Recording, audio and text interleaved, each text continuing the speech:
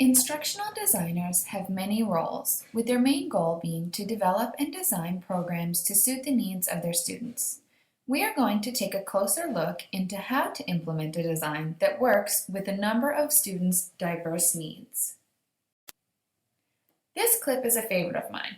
When viewing this clip, you can easily see how asking every student to approach a task in the same way is not giving all students equal opportunity. Which brings me to my research questions. How can an instructional designer be certain they have incorporated appropriate assistive technology into their programs? And what are some ways that we can adapt these instructional designs to include assistive technology? The first step is to analyze your audience. In this regard, teachers often have the advantage of knowing their students before they're designing the programs, whereas other instructional designers do not know their students when designing a program. How can we try to accommodate for students' needs when we aren't even sure what these needs are? This visual shows that by using a program that can accommodate many students' needs, there may be the opportunity to reach all students' needs. So, what is the universal design for learning? According to Dr. Gabrielle Young from Memorial University, the ultimate goals of universal design for learning is to support the creation of flexible curricula and learning environments that work for all students. Through the universal design for learning, instructional designers can ensure the majority of students' needs are met while incorporating various forms of assistive technology. The literature has shown there are several ways to incorporate these technologies into our designs, beginning with instruction and continuing into assessment methods. With regards to instruction, we can allow users to complete their work at their own pace or differing paces. We can allow for a change in font size and type, which can help our visual learners see the information clearer. Also for visual learners, we can use a simple graphic organizer in our handouts. We can offer text both digitally and in paper form so individuals can choose how to read them. By offering handouts in a one-column format, individuals can use text-to-speech program to recognize. And we can ensure our websites are using a universal design suitable for all users.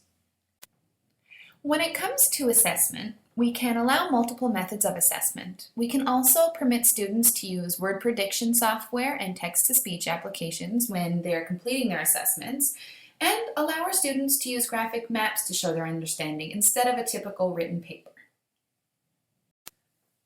By using programs such as PowerPoint and Adobe PDF, you are implementing cheap and easy tools to meet students' needs. Students can use these programs to change font type and size, to access text-to-speech programs, and even add their own personal notes. By using the universal design for learning, we can implement ways to aid many of the students in our programs. But what about those students who still need a little extra support? For those students in our programs who have higher needs and are still needing that little bit of extra support, we can move on to personalized assistive technology for these students. Because many of us are not familiar with those personalized assistive technology programs and devices, there are still some ways to find the information and assist our students with these devices within our programs. First, you can seek advice from the special education teachers or campus assistive technology advisors on what assistive technology would best work for your students. If you want to support the student in other ways, you can use websites like TechMatrix, which can help you find the assistive technology your student would need.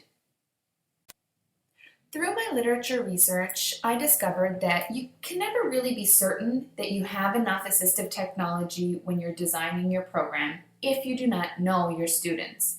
But by using the universal design for learning, you can accommodate many of the students within your class. Literature has shown that by combining universal design for learning and additional assistive technologies and knowledge about students, you can in fact aid all students to reach their maximum learning potential.